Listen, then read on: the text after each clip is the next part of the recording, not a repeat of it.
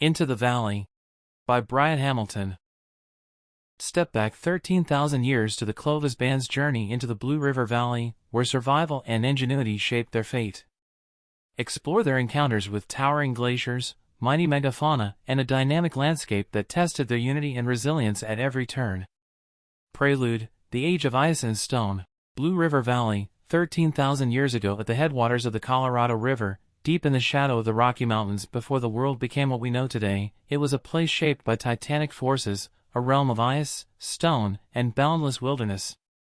The air was colder, the nights longer, and the earth carried the weight of glaciers that carved valleys, fed rivers, and gave life to the land. This was the age of the Clovis people, a time when survival demanded courage, ingenuity, and a profound connection to the untamed. In the heart of this wild expanse lay the Blue River Valley, a cradle of life and danger. To the east, the Blue Spirit Glacier towered like a frozen colossus, its deep blue ice glinting under the sun, its voice echoing through the mountains. Below, a glacier-fed river twisted through the plains, its waters cold and swift, a lifeline for all who dared to call the valley home. The land was alive, its pulse carried in the rush of rivers, its voice in the groans of ice, and its breath in the whisper of wind through the pines. This was not a place of permanence. It was a land of movement, where rivers shifted, glaciers retreated, and great herds of mammoths and bison roamed freely, their thunderous migrations shaping the very soil. For those who lived here, life was a constant journey, a dance with forces far greater than themselves. To survive was to understand the land, to read its signs, to respect its power.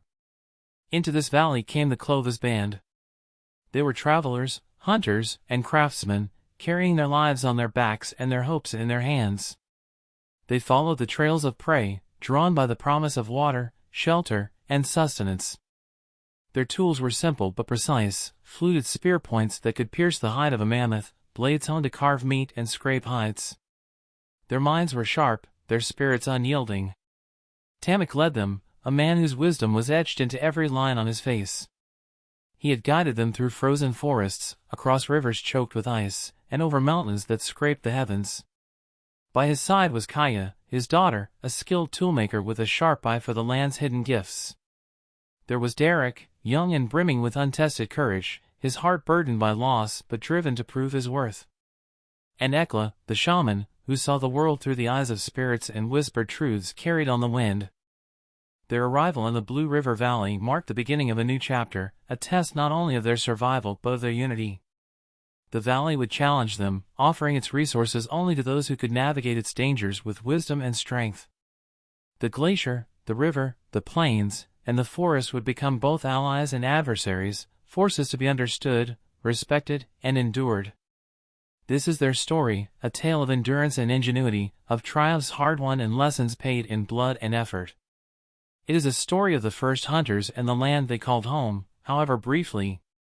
It is a story of how the Clovis people came to know the Blue River Valley, and how the valley, in turn, shaped them. And so, as the sun rises over the glacier, casting its golden light onto the frozen face of the Blue Spirit, the band takes its first steps into the valley.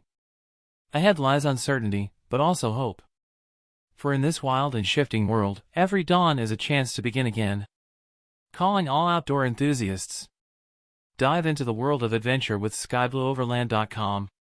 From in-depth gear reviews to breathtaking trail guides and tips for epic getaways, Skyblue Overland is your compass for exploring the great outdoors. Whether you're a seasoned explorer or planning your first adventure, we'll help you gear up and get inspired. Visit SkyblueOverland.com and make your next journey unforgettable. Into the valley. Arrival in the valley, the morning light crept over the jagged peaks, its golden rays slicing through the mist that clung to the valley below. From their perch atop the rocky outcrop, the Clovis band paused, gazing silently at the expanse before them. It was a land both inviting and foreboding, its beauty masking challenges yet unseen. The Blue Spirit Glacier dominated the horizon, a massive wall of ice glowing faintly blue as the sun rose higher. Deep fissures crisscrossed its face, and every so often, the ice released a low, resonant groan that echoed across the valley, as if the glacier itself were alive. Below, the river wound through the land, its clear, icy waters glinting in the sunlight. Clusters of forest stood like sentinels, guarding the edges of open plains where grasses swayed in the breeze. Tamak, the band's leader, stood at the edge of the outcrop, his weathered face unreadable as he studied the valley. His spear, carved with intricate marks of his lineage, rested lightly in his hand. This place promised much: water, game, and shelter, but Tamak knew promises often came with costs. "The land speaks," murmured Ekla, the shaman, her voice barely more than a whisper. She crouched by a patch of lichen-covered rock, tracing patterns in the dirt with her fingers. "Do you hear it? The glacier's voice calls to us. The Blue Spirit watches." The glacier groaned again, its sound low and mournful, carrying across the valley like a warning. Kaija, the band's toolmaker and Tamak's daughter, glanced at Ekla but said nothing. Instead, her eyes swept over the terrain, sharp and calculating. She noted the jagged ridges leading into the valley, the glint of flints scattered along the slopes, and the faint traces of animal trails winding toward the river. "There will be game here," she said, her tone pragmatic. "Mammoths, perhaps. Bison, for certain. The land will provide, if we are wise." Behind her, Darok shifted uneasily, his grip tightening on his spear. The young hunter's gaze flicked to the glacier, and his jaw tightened at the sound of its groaning. He had yet to speak, but his unease was palpable. Darok had much to prove after his failure on their last hunt, a misstep that had cost his father his life. The weight of that failure hung heavy on his shoulders, and the glacier's mournful voice seemed to echo his doubt. Tamak turned to face the group, his expression grave but calm. "This valley will test us," he said, his voice carrying the authority of years of leadership. "The river will give us water. The forest will give us shelter. The plains will give us prey. But we must tread carefully. The land is alive here. It will reward respect and punish recklessness." Ekla nodded, her fingers still tracing lines in the dirt. "The spirits of the ice and stone demand reverence. The Blue Spirit Glacier watches us closely." Kaija suppressed a sigh. Ekla's interpretations of the land, while respected, often clashed with Kaija's own practical view of survival. She turned her attention back to the valley, focusing on the task ahead. If they were to succeed here, they would need more than reverence, they would need strategy, tools, and strength. "Then let's begin," Kaija said, her voice steady. "We should reach the river before midday and set up camp. There's work to be done." The descent into the valley was slow and treacherous. Loose rocks shifted underfoot, and patches of melting ice made the slopes slippery. Kaija led the way, her sharp eyes scanning for flint and other resources. She paused occasionally to collect pieces, tucking them into the leather pouch at her side. Behind her, Tamak and Darok moved cautiously, their spears ready in case of sudden danger. The glacier's groaning followed them, a constant presence that seemed to echo from every ridge and hollow. Darok cast a wary glance upward, his steps faltering as the sound grew louder. "Why does it sound like that?" he muttered, his voice low but tight. "It's the ice shifting," Kaija replied without turning. "The glacier is alive, in its way. It moves and changes, just as we do." "Or it warns us," Ekla added from the rear of the group. "Its voice speaks of power and patience. We would do well to listen." Darok said nothing more, but his grip on his spear tightened. By midday, the band reached the valley floor. The river stretched before them, its waters cold and swift, fed by the glacier's melt. The air here was cooler, carrying a faint scent of pine from the nearby forest. Kaija knelt by the riverbank, running her fingers through the damp soil and noting the tracks of animals, mammoths, by the size and depth of the impressions. "This is their land too," she murmured, almost to herself. "They drink here, follow the river's path. If we're careful, we can use this to our advantage." Tamak approached, his shadow falling over her as he studied the tracks. "They're close," he said. "We'll need to scout the area tonight and plan our hunt." Kaija nodded, already considering the tools she would need to craft for the hunt. The spear points she carried were serviceable, but the glacier's proximity might provide materials she hadn't yet considered, sharper flint, or even obsidian, if it could be found. The glacier groaned again, louder this time, and a few small chunks of ice tumbled into the river upstream. The sound rippled through the valley, drawing the attention of every member of the band. Ekla stepped forward, her eyes narrowing as she stared at the glacier. "It watches," she said again, her voice filled with certainty. The Blue Spirit watches. Kaija stood, brushing dirt from her hands. Then let it watch, she said, her tone firm but not dismissive. We'll show it that we are worthy of this place. Exploring the valley and setting camp. The valley unfolded before them like a forgotten world, sheltered beneath the towering glacier that shimmered under the midday sun.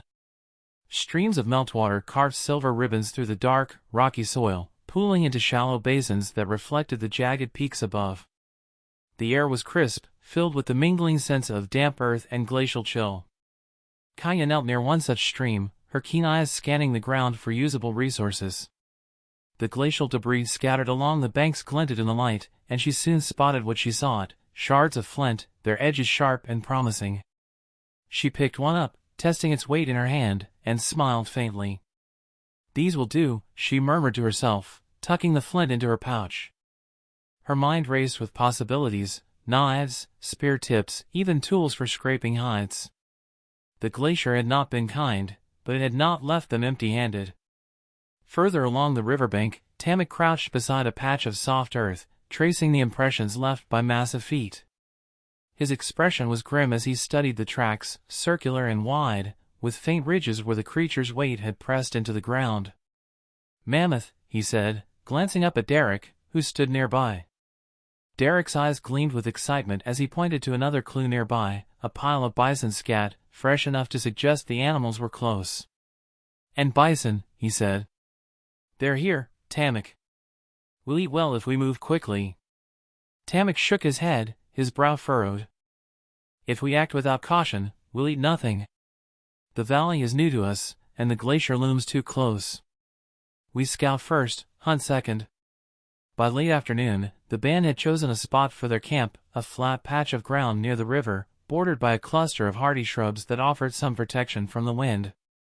The water nearby was clear and cold, its surface rippling with the occasional movement of fish. The group worked quickly, erecting shelters from stretched hides and branches scavenged from the valley floor. Kaija fashioned a makeshift fire pit using stones from the riverbed, arranging them in a tight circle. She struck 2 pieces of flint together until sparks danced, finally igniting the small pile of dried grass she had gathered. As the flames grew, warmth spread through the camp, offering a small reprieve from the encroaching cold. Ekla sat cross-legged nearby, her hands clasped tightly around a carved wooden talisman. Her gaze flickered between the fire and the glacier, its icy surface catching the fading light of the day. "We must tread carefully here," she said, her voice low and reverent. "The spirits of the glacier are restless. They watch us, waiting to see if we will show respect." Darok snorted, tossing a bundle of hides onto the ground. "Spirits don't fill the belly," he said. "Mammoth meat does." "Spirits can do worse than hunger," Ekla shot back, her tone sharp. "Ignore them, and you risk more than you know." Tamak stepped between them, his expression stern. "Enough.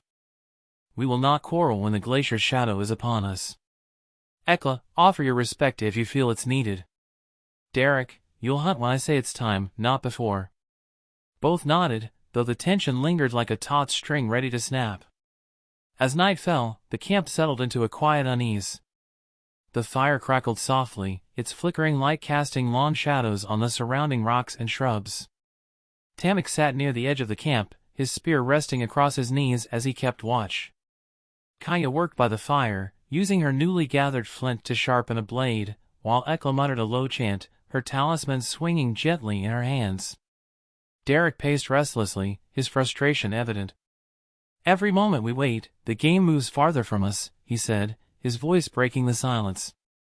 "And every moment we learn the land better," Tamak replied without looking at him.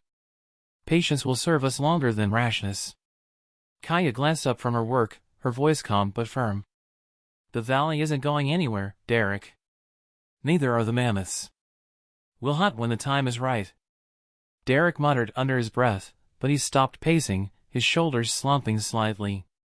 The firelight flickered in his eyes as he stared into the flames, his hunger for action tempered, if only for the moment. Above the valley, the glacier loomed like a silent giant, its presence impossible to ignore. As the night deepened, it seemed to come alive, groaning and cracking in the cold. Every so often, a deep, resonant rumble echoed through the valley, followed by the sharp crash of ice breaking loose and tumbling into the river below. Kaija paused her work, her eyes narrowing as she listened to the sounds. "It feels closer than before," she said, her voice barely above a whisper. "It is always close," Ekla said, her tone solemn. "It is alive, Kaija. The glacier watches, listens. It knows we are here." "Let it know," Darok said, his voice cutting through the quiet. "Let it know we are hunters, not prey." Tamak stood, his silhouette tall against the firelight. "We are neither," he said. "We are guests. And guests tread lightly." The glacier groaned again, its voice low and menacing, as if responding to Tamak's words. A distant icefall sent a cascade of white tumbling into the river, the sound echoing like a warning through the valley. Ekla's chant grew louder, her words flowing in a rhythmic cadence that seemed to match the glacier's groans. Kaija exchanged a glance with Tamak, her expression uneasy. As the night wore on, the band retreated to their shelters, though sleep came uneasily. The glacier's presence weighed heavily on them, its groans and crashes a constant reminder of its power. The valley was both a sanctuary and a trap, offering the promise of life but shadowed by the threat of the glacier's unpredictability. Tamak lay awake, his spear close at hand, his mind racing with thoughts of the days to come. He knew the valley held the resources they needed to survive, but it also held dangers they had yet to uncover. His gaze drifted toward the glacier, its surface glowing faintly under the moonlight, and he silently vowed to keep his band safe, no matter the cost. Kaija, too, lay awake, her fingers clutching a shard of flint. Her mind was filled with plans, tools to craft, shelters to improve, strategies for survival. The glacier's voice whispered in the background, a constant reminder of the delicate balance they faced. Ekla's breathing was steady, though her fingers still gripped her talisman. She murmured faintly in her sleep, her words a mixture of prayer and warning. Darok snored softly, his rest untroubled by thoughts of spirits or glaciers. In his dreams, the valley was a land of plenty, the mammoths falling to his spear, the hides stretched to warm them through the winter. Outside their shelters, the glacier groaned once more, its voice deep and resonant, as if issuing a challenge. The valley was theirs to explore, but the glacier remained a presence they could not ignore, a force of nature, alive and watching. Planning the hunt, the glacier-fed river glinted under the pale morning light as Kaija and Darok crouched behind a cluster of hardy shrubs, their breath visible in the crisp air. The mammoth herd was just ahead, a cluster of hulking forms moving with deliberate slowness. Their thick, shaggy coats seemed almost to shimmer as they rippled with each step, their breath rising in soft plumes as they drank cautiously from the river. Kaija narrowed her eyes, her gaze moving over the herd with the precision of a hunter and the curiosity of a strategist. The adults had positioned themselves in a loose circle, their massive tusks glinting in the sunlight. Inside that protective ring, the calves drank, their smaller trunks curling clumsily as they explored the water's edge. "They're cautious," Kaija murmured, her voice barely audible. "The riverbanks might work to our advantage." Darok shifted beside her, his fingers drumming impatiently against his thigh. "What advantage?" he hissed. "They're slow. We strike now before they move on." Kaija shot him a sharp glance. "And watch the whole herd turn on us?" "No. We need to funnel them, here, by the river. It's narrow, and the banks will keep them contained." Darok's jaw tightened, but he didn't argue further, though his restless energy was palpable. His grip tightened on his spear, his knuckles white. "Talk all you like, Kaija. But plans don't kill mammoths. Spears do." Kaija ignored his jibe, her mind racing with possibilities. The river could be their ally, but it would require precision, coordination, and timing, none of which Darok seemed inclined to prioritize. She sighed inwardly, knowing the debate would only grow more heated once they returned to camp. By the time Kaija and Darok returned, the camp was alive with activity. Tamak stood by the fire, sharpening his spearhead, while Ekla tended to her talisman, murmuring softly under her breath. The sight of the two scouts approaching brought the group to attention. "They're close," Darok announced, his voice clipped. "Drinking by the river. We move now." Tamak's head snapped up, his eyes narrowing. "No," he said firmly. We observe first, then act. This isn't a hunt for rashness, Darok. Darok stepped closer, his frustrations spilling over. Every moment we wait, we risk losing them. They're slow now, but they won't stay that way forever. We can take them. Kaija interjected before the argument could escalate. The riverbanks can work in our favor, she said, her voice steady. We drive them toward the water, funnel them. If we use noise and fire, we can confuse the herd and split them. Tamak's brow furrowed as he considered her suggestion. Noise and fire, he repeated slowly, nodding. It could work. But it requires precision and discipline. Discipline we don't have if we keep waiting, Darok snapped.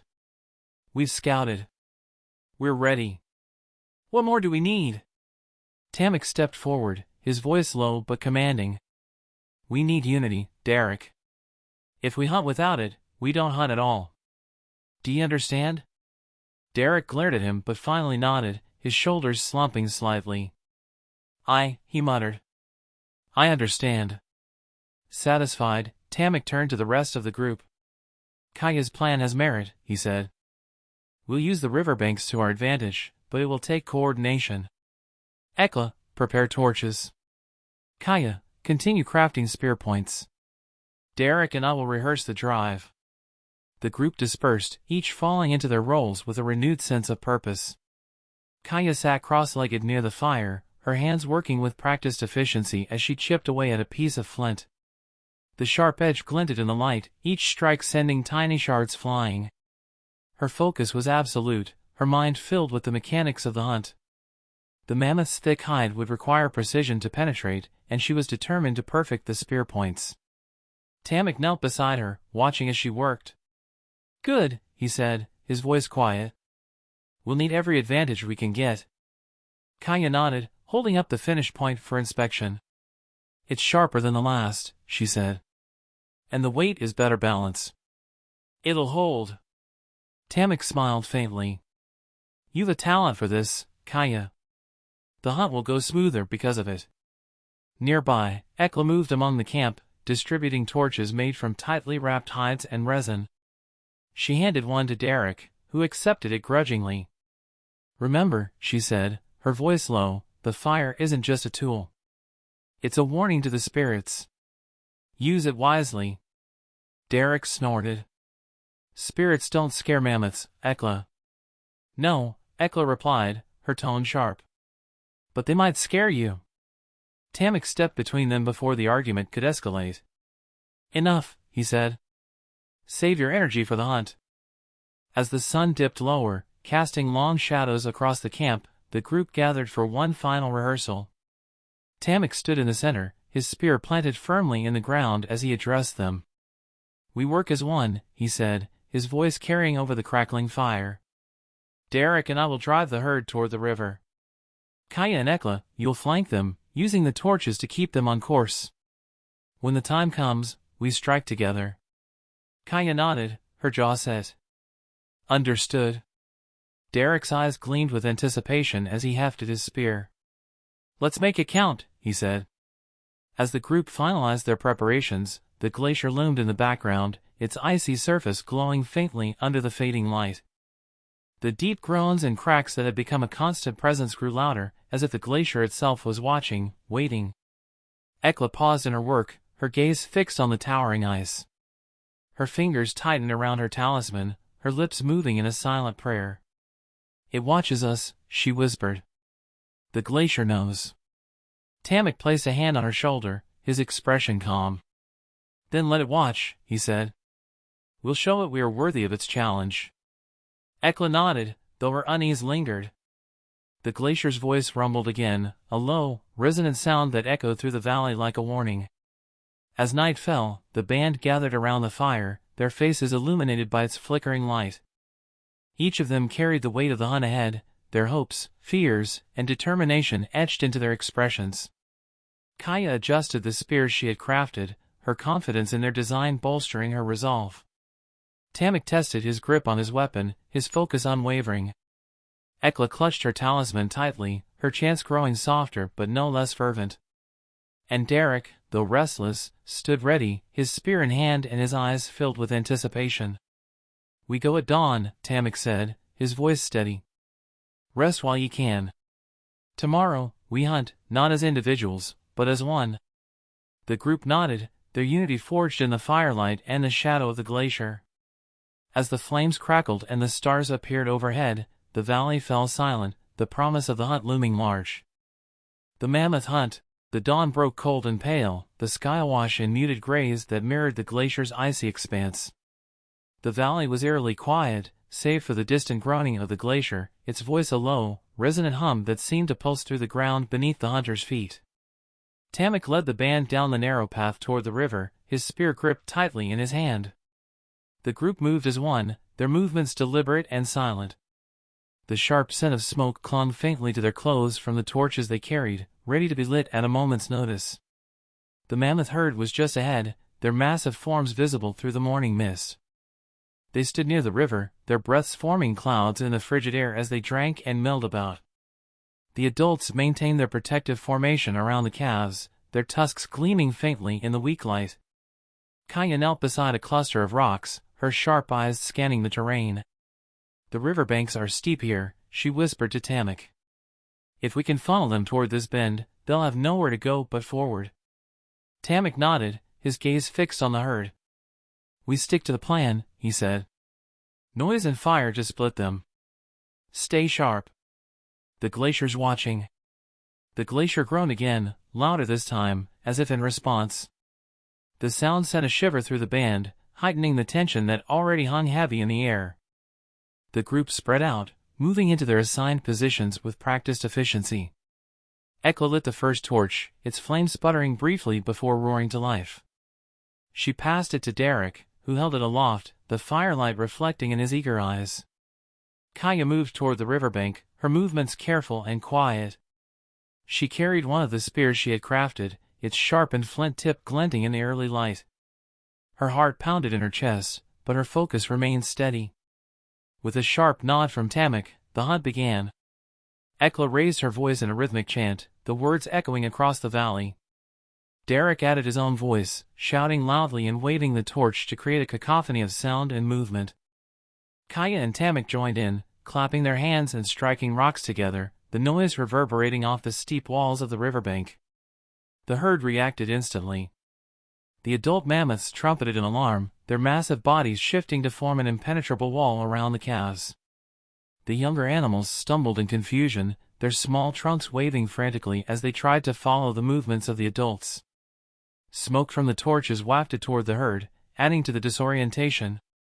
One young mammoth broke away from the group, its cries sharp and panicked as it stumbled toward the river. "There!" Tamak shouted.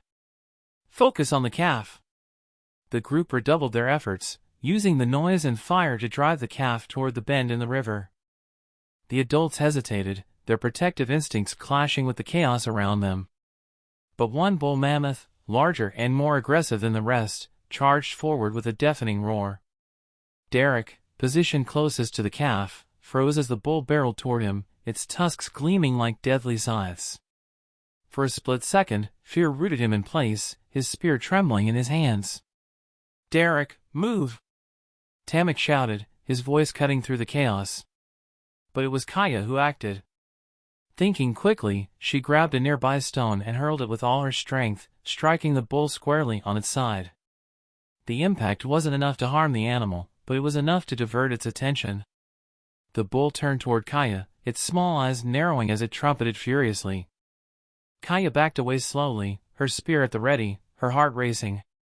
"Over here, you big brute," she muttered under her breath, her voice steady despite the fear that clawed at her chest. The bull took a step toward her, but Tamak's sharp whistle distracted it again. The combined efforts of the group finally confused the massive creature enough for it to retreat, returning to the safety of the herd. Darok exhaled shakily, his grip on his spear tightening. "Thanks, Kaija," he muttered, his voice low. Kaija shot him a sharp look. "Pay attention next time," she said. "That could have been the end of you." With the bull neutralized, the group refocused on the calf.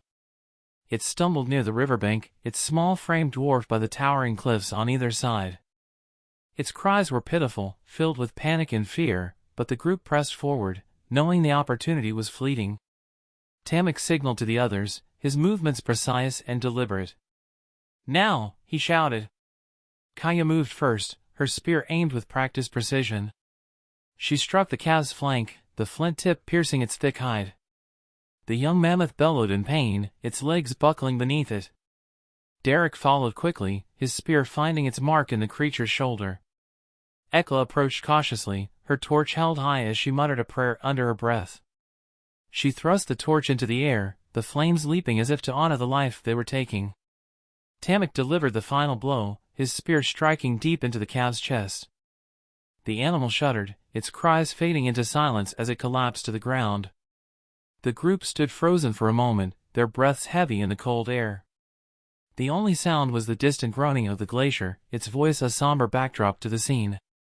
The calf lay still, its massive form dwarfing the hunters who had brought it down. Blood seeped into the frozen ground, staining the snow a deep crimson. The weight of what they had done settled over the group like a heavy cloak. Darok broke the silence first, his voice tinged with both triumph and exhaustion. "We did it," he said, his tone almost disbelieving. "We actually did it."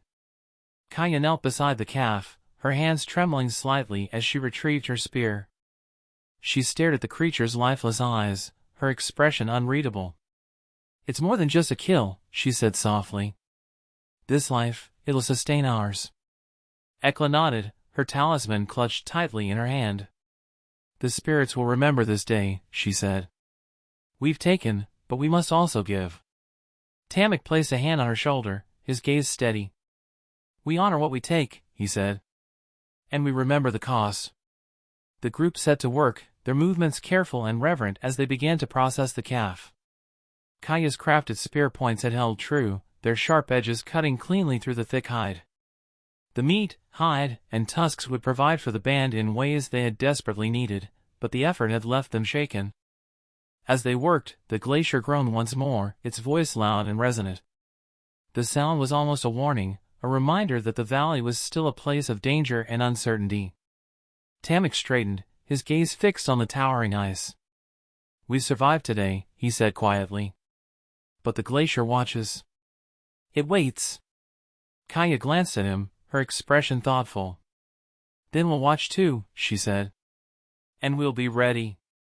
Reflection and departure from the camp. The carcass of the young mammoth lay in the clearing near the river, its massive form dwarfing the hunters who now set to work. The air was thick with the coppery tang of blood, and the snow beneath the animal was stained a deep crimson. The band moved methodically, their exhaustion tempered by the knowledge that this kill would sustain them through the harsh days ahead. Kaija knelt near the hide, her hands steady as she scraped away the first layers of fat and sinew. Her newly crafted scraping tool, made from a combination of flint and bone, cut through the hide more efficiently than the older ones they had relied on. She paused to inspect her work, her lips curving into a faint smile. "This tool saves time," she said, holding it up for the others to see. "The edge is sharper, and it doesn't dull as quickly." Tamak, working nearby to sever a thick leg bone, glanced over and nodded in approval. "Good work, Kaija," he said. "We'll need more like that. Every advantage counts." Ekla, her hands slick with blood as she carefully extracted sinews for cordage, offered a small but genuine smile. "You've a mind for the future," she said. "That will serve us well." Even Darok, who had been skeptical of Kaija's innovations in the past, grunted his approval. "Keep that up, and we'll make better use of every hunt," he said. As the band worked, they divided tasks with practiced efficiency. Darok and Tamak focused on cutting the larger sections of meat, their strength invaluable in breaking through the dense layers of muscle. Kaija and Ekla handled the more intricate work, preserving the hide, harvesting the tusks, and setting aside smaller bones for tools. The rhythmic sound of their work filled the air, mingling with the faint, ever-present groaning of the glacier. As the sun dipped lower in the sky, painting the valley in hues of gold and amber, their progress became a testament to their resilience and resourcefulness. Kaija's innovations continued to shine as the band processed the carcass. She demonstrated how to use the sinews to reinforce spear hafts, making them sturdier and more reliable. She also showed the group how to fashion small, curved knives from rib bones, ideal for tasks that required precision. These tools aren't just for now, she explained as she worked. They'll help us with future hunts, and with survival, when the game is scarce. Tamak watched her with quiet admiration. He had always valued her sharp mind, but now he saw how her skills were becoming integral to the band's success. Your ideas make us stronger, he said. Don't stop thinking ahead. Kaija met his gaze and nodded, her resolve deepening. She didn't crave recognition, but she understood the importance of her role. The hunt had proven that survival depended not only on brute strength but also on ingenuity and preparation. As night fell, the band gathered around the fire, their muscles aching and their spirits heavy with the weight of the day. The processed meat hung from makeshift racks, drying in the cold air, while the hides were stretched and staked near the edge of the camp. The tools they had crafted lay neatly arranged, a testament to their ingenuity and perseverance. Above them, the glacier loomed, its icy face glowing faintly in the moonlight. The deep groans and cracks that had been a constant backdrop now grew louder, more resonant. Kaija sat near the fire, sharpening one of her knives as the glacier sighed again, its echo rolling through the valley like thunder. She paused, her hands stilling as a chill ran down her spine. The glacier's voice is different tonight, Ekla said softly, her talisman swinging gently from her fingers. Deeper. Like it's watching. Kaija nodded, her gaze fixed on the towering ice. It feels alive, she murmured. As if it's judging us. Darok snorted from across the fire, his tone dismissive. It's ice, Kaija.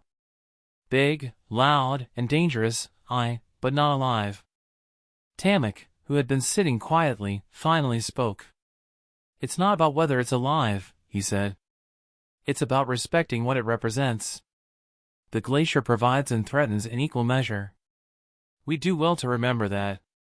Kaija's thoughts turned inward as she listened. The glacier had given them the valley's bounty, the mammoth tracks, the river's fish, the flint among its debris. Yet it loomed as a constant reminder of nature's power, its groans and icefalls a warning that their survival here was not guaranteed. As the fire crackled, Kaija glanced at the tools and supplies they had painstakingly prepared. The valley had proven itself both a provider and a threat, its dual nature reflected in the band's cautious optimism. We've taken what we need, Kaija said quietly. But how long can we live like this? Balancing between what the land gives and what it can take away? Ekla looked up, her expression somber. The glacier has a memory, she said. It remembers everything we do. If we take too much, it will remind us who's in control. Darok, emboldened by his role in the hunt, leaned forward, his expression resolute. Then we take what we need, and we defend what's ours. I'll protect this band with everything I have, against the glacier or anything else. Tamak nodded, his gaze steady. We'll need that strength, Darok. But we'll also need Kaija's mind and Ekla's wisdom. Survival isn't about one thing. It's about all of us working together. The words settled over the group like a promise. They were stronger for what they had accomplished, but they knew the valley held challenges yet unseen. The glacier's presence, ever watchful and unyielding, was a reminder that their journey was far from over. By dawn, the band was ready to leave. The carcass of the mammoth was now reduced to neatly packed bundles of meat, hide, and bone, all carefully secured for transport. The fire was extinguished, leaving behind a circle of ash that marked their brief stay. Kaija stood at the edge of the camp, her eyes scanning the horizon. The valley stretched out before them, its stark beauty softened by the early morning light. The glacier loomed in the distance, its icy face bathed in a faint, golden glow. We've done well here, she said, her voice quiet. But the valley, it's not ours. It never will be. Tamak joined her, his spear slung across his back. No, he agreed. But we're part of it now. And it's part of us. As the group began their journey out of the valley, Kaija paused to look back. She knelt and picked up a small stone from the riverbank, its surface smooth and cold. She slipped it into her pouch, a tangible reminder of the land that had tested them, provided for them, and warned them in equal measure. Ekla, walking beside her, noticed the gesture and smiled faintly. A piece of the glacier, she said. To carry its memory. Kaija nodded. And to remind us of what we've learned. The band moved forward, their steps steady despite the weight of their burdens. The valley faded behind them, but its lessons stayed close. The glacier's voice echoed one last time, a low, resonant groan that seemed to follow them as they disappeared into the distance. About the author, Brian Hamilton, an engineering geologist and adventure writer, shares his outdoor experiences on SkyblueOverland.com. He has been in the engineering and construction field for over 35 years. He holds a bachelor's degree in geology from the University of Illinois and a master's degree in geological engineering from South Dakota Mines. With a geological engineering background, he provides unique insights into nature, adventure sports, and gear through engaging articles, trail guides, and creative storytelling. A certified professional geologist, Brian lives in Philadelphia. Enroll with Global Rescue prior to embarking on your next adventure. When a travel emergency arises, traditional travel insurance may not come to your aid, and a medical evacuation can cost up to $300,000. The cost when you have a Global Rescue membership? $0. That's why when the unexpected happens, you want the leader in rescue, evacuation, and medical advisory behind you. You want Global Rescue. Learn more. Terms of use, as with each guide published on SkyblueOverland.com, should you choose to these routes, do so at your own risk. Prior to setting out, check current local weather, conditions, and land/road closures.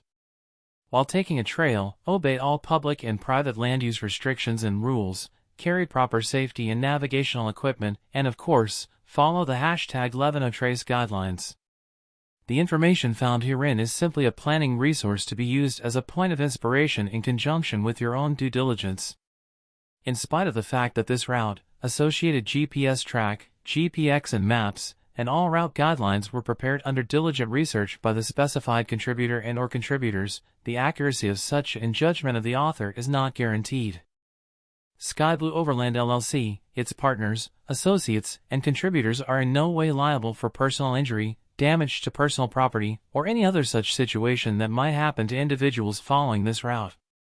What to read next? Join EvoTrip X Rossignol on a ski adventure in Chamonix, France. Plan an adventure getaway to Park City, Utah. Diamond Lake Trail Guide, a hidden alpine gem in Colorado's Front Range. Adventurer's Guide to the Indian Peaks Wilderness, Colorado. Guided backcountry skiing in Utah, the greatest snow on Earth. Adventurer's Guide to Glacier National Park, Montana. Alaska's ultimate adventure, 9 days of epic hiking, kayaking, and rafting. An essential guide to the melting glaciers in Glacier National Park. Mount Shasta Cascade Loop, an adventure planning the perfect adventure trip to Grand Lake, Colorado. An adventurer's guide to New River Gorge National Park. The ultimate camp companion, Dometic Go Compact Camp Table.